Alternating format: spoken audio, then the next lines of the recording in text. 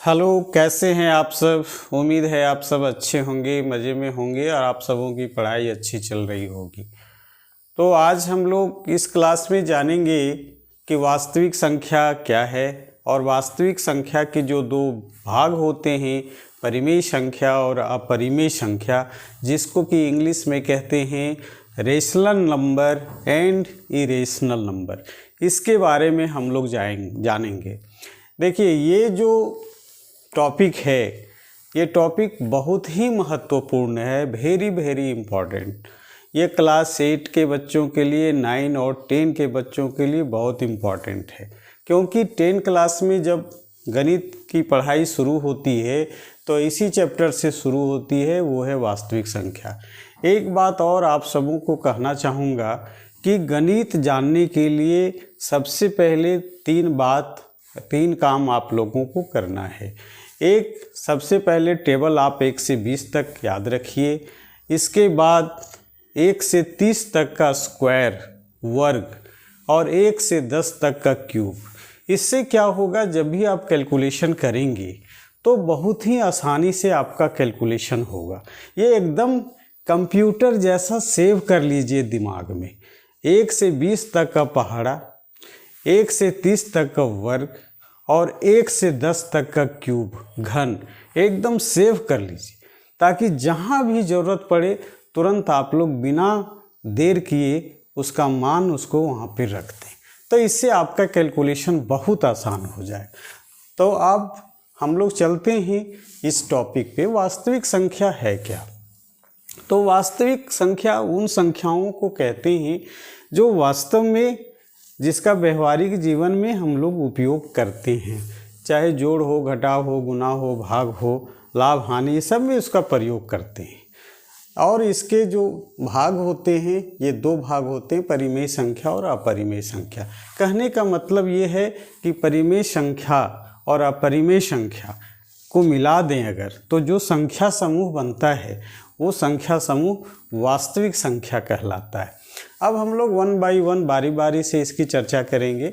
सबसे पहले हम लोग देखेंगे कि वास्तविक संख्या के अंतर्गत परिमेय संख्या है क्या।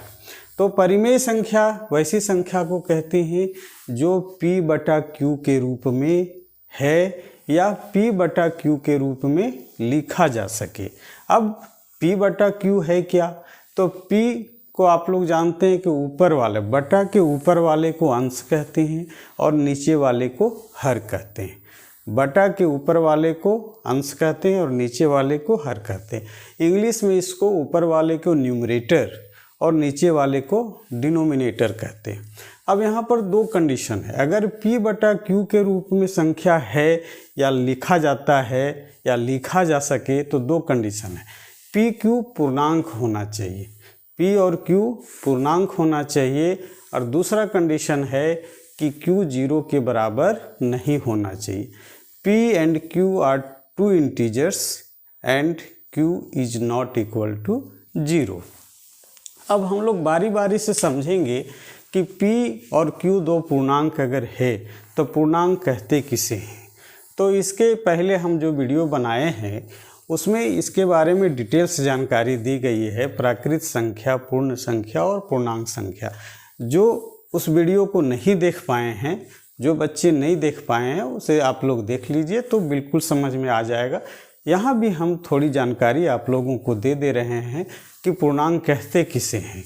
तो आप शून्य यहाँ पर ले लीजिए और शून्य से राइट साइड में जाइए, तो जितनी भी संख्या है उसको आप बढ़ते क्रम में लिखते जाइए।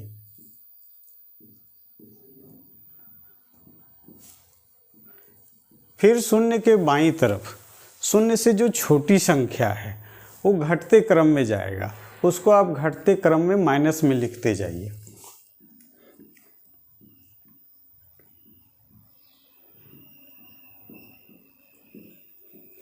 ये आप माइनस में इसको इस तरह से आगे बढ़ते जाइए। तो ये जो संख्या समूह है यही पूर्णांक कहलाता है। तो P और Q जो होगा इसी में से कोई एक संख्या होना चाहिए, लेकिन Q 0 के बराबर नहीं होना चाहिए। अब सवाल ये उठता है कि Q 0 के बराबर क्यों नहीं होना चाहिए। अगर Q 0 के बराबर होगा तब क्या होगा। तो यहाँ पर हम लोग समझें, जैसे मान लीजिए कि एग्जाम्पल हम लोग लेते हैं 1/2, 2/3, -5/3, -3, 5, 0। इस तरह से अगर संख्या लेते हैं तो ये सारी संख्याएं जो है वो परिमेय संख्या है, रेशनल नंबर है। ये सारी संख्याएं रेशनल नंबर है, क्योंकि देखिए ये p/q के रूप में है, ठीक है, जहाँ दोनों इंटीजर हैं और ये 0 के बराबर नहीं है। यहाँ भी वही केस है, यहाँ भी वही केस है। ये माइनस में है, कोई बात नहीं, -5 भी इसमें आ जाता है। तो ये सब हमारा परिमेय संख्या है। अब इस पर हम लोग विचार करिए कि -3 क्या एक परिमेय संख्या है कि नहीं। तो देखिए -3 को हम लोग लिख सकते हैं -3/1, -3/1। तो -3/1 अगर लिखेंगे तो दोनों p/q के रूप में आ जाता है। दोनों कंडीशन इसमें फुलफिल होता है कि दोनों जो है p और q पूर्णांक हैं, इंटीजर हैं और q 0 के बराबर नहीं है। अब इससे आगे बढ़ते हैं तो अब देखिए शून्य क्या है, 0 क्या है। तो 0 भी एक परिमेय संख्या है, क्योंकि 0 को हम लिख सकते हैं 0/1। जैसे देखिए 0 क्या एक परिमेय संख्या है, इसको समझिए। क्या 0 एक परिमेय संख्या है? आपका उत्तर होगा कि 0 एक परिमेय संख्या है। क्योंकि 0 को हम लोग लिख सकते हैं 0/1, 0/2, इस तरह से हम लिख सकते हैं। यानी 0 में अगर किसी भी पूर्णांक से हम भाग दें, किसी भी संख्या से भाग दें, तो भागफल हमेशा 0 आता है। और ये कंडीशन हमारा परिमेय संख्या का जो परिभाषा है उसको फुलफिल करता है, क्योंकि ये दोनों पूर्णांक है और नीचे वाला यानी Q 0 के बराबर नहीं है। ये हर जो है, ये तो ऊपर अंश हो गया और नीचे हर हो गया। हर 0 के बराबर नहीं होना चाहिए, ये आपको ध्यान में रखना है। इसलिए 0 अगर आपसे पूछे कि क्या 0 एक परिमेय संख्या है, आप कहेंगे निसंदेह, नो डाउट, कि 0 एक परिमेय संख्या है, क्योंकि 0 ये दोनों कंडीशन को सेटिस्फाई करता है। अब जैसे हम लिखे कि 0/1, 0/2, लेकिन इसी को अगर उल्टा, चूँकि ये कंडीशन दिया हुआ है कि Q is not equal to 0, यानी हर जो है 0 के बराबर नहीं होना चाहिए। लेकिन अगर हर 0 के बराबर हो जाए तब क्या होगा, इसके बारे में भी हम लोग जान लें। अब देखते हैं, इसी को उल्टा लिख देते हैं हम लोग, 1/0, 2/0। अब इसका मान कितना होगा? देखिए, अगर किसी संख्या में आप 0 से भाग देंगे तो ये अपरिभाषित होता है, अनडिफाइन होता है, इसका मान अनंत होता है। इसलिए हम किसी भी संख्या में अगर 0 से भाग देंगे तो इसका मान अनंत होगा, अपरिभाषित होगा। इसको हम लोग कहते हैं अपरिभाषित। और अपरिभाषित रहने के कारण ये परिमेय संख्या नहीं है, ये परिमेय संख्या नहीं है और ना ही ये अपरिमेय संख्या। ध्यान रखेंगे, अनंत अगर हो जाता है, परिभाषित हो जाता है, तो ना वो परिमेय संख्या होता है ना अपरिमेय संख्या होता है। ठीक है, तो आगे अब हम लोग बढ़ते हैं और समझते हैं कि अपरिमेय संख्या किसे कहते हैं। तो अपरिमेय संख्या में बस थोड़ा सा इसमें चेंज कर देना है हमें। चेंज ये कर देना है कि वैसी संख्या जो p/q के रूप में नहीं है, वैसी संख्या जो p/q के रूप में नहीं है, वो अपरिमेय संख्या कहलाती है। तो परिभाषा थोड़ा सा हम लोग चेंज कर देते हैं। वैसी संख्या जो p/q के रूप में ना लिखा जा सके,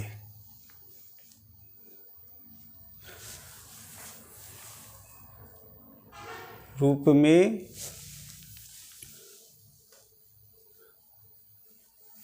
ना लिखा जा सके, ना लिखा जा सके, उसे अपरिमेय संख्या कहते हैं, उसे अपरिमेय संख्या कहते हैं। ठीक है, तो अब अपरिमेय संख्या की परिभाषा तो हम लोग लिख दिए। अब इसका एग्जाम्पल हम लोग जानेंगे कि अपरिमेय संख्या कौन कौन सी है। तो रूट के अंदर की सभी संख्याएं, रूट के अंदर की सभी संख्याएं अपरिमेय संख्या कहलाती है अगर उसका स्क्वायर रूट नहीं निकलता है तो। जैसे एग्जाम्पल इसका ले लीजिए, √2, √3, √5, √7, √9।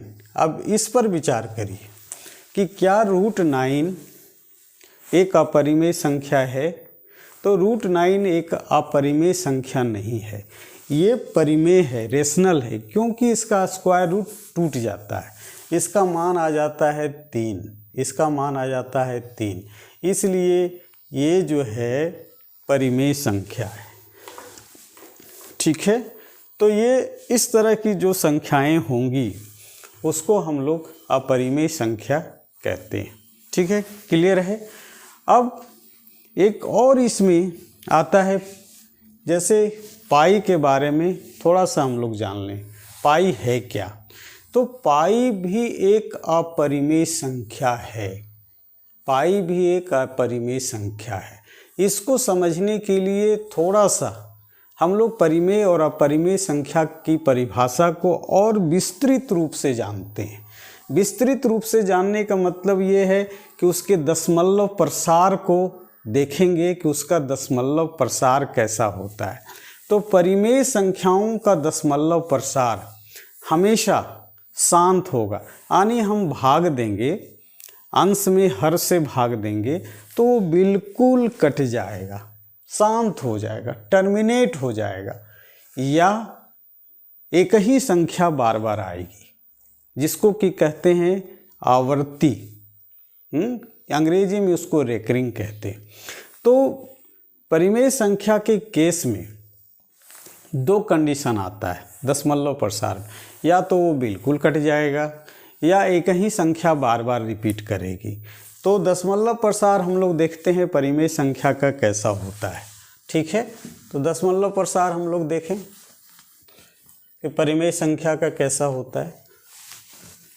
जैसे देखिए 1/2, 1 में अगर हम 2 से भाग देंगे तो ये बिल्कुल कट जाएगा, आंसर आएगा 0.5। फिर एक अगर ले लेते हैं 1/4, तो 1 में अगर 4 से हम डिवाइड करेंगे तो ये भी बिल्कुल कट जाएगा और भागफल आएगा 0.25। नेक्स्ट अगर हम लेते हैं कि 1 में अगर 3 से भाग देते हैं तो ये कटेगा नहीं, बल्कि एक ही संख्या बार बार आएगी। वो क्या आएगी? 0.33333 कहीं नहीं कटेगा। तो ये एक ही संख्या रिपीट कर रही है, तो ये आवर्ती है, यानी 0.3 और 3 के ऊपर हम बार का साइन लगाएंगे, बार यानी रेकरिंग का। तो इसकी परिभाषा में दशमलव प्रसार में, परिमेय संख्या के दशमलव प्रसार में आप लोग ध्यान देंगे कि या तो ये बिल्कुल कट जाएगा, डिवाइड हो जाएगा, या एक खास संख्या रिपीट करेगी, तो वो परिमेय संख्या कहलाएगा। अब परिमेय संख्या के केस में उसका दशमलव प्रसार का कोई अंत नहीं है और ना वो रिपीट करेगा, उसका कोई अंत नहीं है। उसका दशमलव प्रसार non terminating and non repeating होगा, उसका कहीं अंत नहीं है। ठीक है, तो मुझे उम्मीद है आप लोग समझे होंगे कि परिमेय संख्या किसे कहते हैं, अपरिमेय संख्या किसे कहते हैं, परिमेय संख्या का दशमलव प्रसार कैसा होता है, अपरिमेय संख्या का दशमलव प्रसार कैसा होता है। अब इसमें हम लोग चर्चा करते हैं पाई का। तो पाई है क्या? ऐसे सामान्य रूप से पाई जो है उसका हम लोग जब मैथ का कैलकुलेशन करते हैं तो उसका मान हम लोग लेते हैं 22/7, या मान लेते हैं 3.14, लेकिन क्या पाई का मान 22/7 होता है? क्या पाई का मान 3.14 होता है? नहीं होता है। ये लगभग मान है, ये लगभग मान है। तो 22/7 वो परिमेय संख्या है, 3.14 वो परिमेय संख्या है, लेकिन पाई एक परिमेय संख्या नहीं है। गणितज्ञों ने पाई का मान निकालने का जो कोशिश किया वो लाखों दशमलव के बाद लाखों अंक तक उन लोगों ने निकाला, लेकिन कहीं उसका अंत वे लोग नहीं पाए और ना ही ऐसा कोई पैटर्न मिला जिससे लगे कि वो रिपीट कर रहा है। तो परिमेय संख्या, अपरिमेय संख्या की जो परिभाषा है, यानी इसका जो दशमलव प्रसार है उसका कहीं अंत नहीं होता है, ना वो रिपीट करता है। तो इसके अनुसार पाई एक अपरिमेय संख्या है। याद रखेंगे, पाई एक अपरिमेय संख्या है। इसलिए है क्योंकि इसका जो दशमलव प्रसार है उसका अंत नहीं है और ना ही वो एक खास पैटर्न पर रिपीट करता है। इसका मान, पाई का जो मान होता है वो लगभग 3.14 होता है। अगर इसको और थोड़ा सा आगे बढ़ाएं तो ये हो जाता है 1.592, इस तरह से ये बढ़ते चला जाता है, इसका कहीं अंत नहीं है। तो उम्मीद है कि आप लोग समझे होंगे, इस चैप्टर को अच्छी तरह से समझे होंगे, और अगर ये अच्छा लगा होगा तो निश्चित रूप से आपसे एक रिक्वेस्ट है कि हमारे वीडियो को लाइक करेंगे, कमेंट करेंगे, सब्सक्राइब करेंगे, शेयर करेंगे। धन्यवाद। फिर मिलते हैं हम लोग अगले वीडियो में, और इससे संबंधित परिमेय और अपरिमेय संख्या से संबंधित हम लोग देखेंगे कि परिमेय और अपरिमेय संख्या कौन कौन सी है। इसके संबंध में एक अलग से हम वीडियो इसके बाद हम बनाएंगे, जिसे आप लोग अवश्य देखेंगे। तब तक के लिए धन्यवाद।